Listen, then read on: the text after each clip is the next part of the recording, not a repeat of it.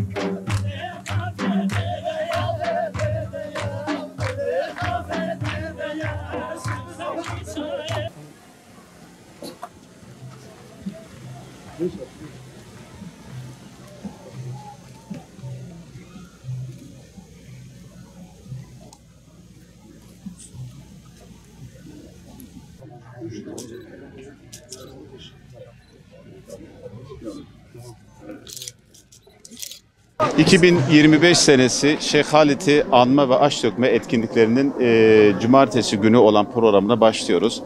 Türkiye'nin dört bir yandan Allah'a şükürler olsun misafirlerimiz geldiler. Bugün cemaya hazırlıklarımızı bitirdik. Bugün ağaç ekimi yapacağız birazdan.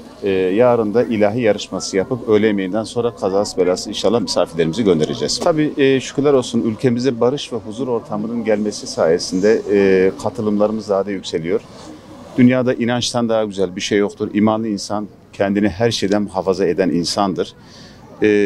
Sizlerin de aracılığıyla sadece ülkemizi değil, bütün dünyanın dört bir yanına barışın gelmesini temenni ederek, dünya insanlığının tek çıkışının barış olduğunu söyleyerek hepinize teşekkür ediyorum.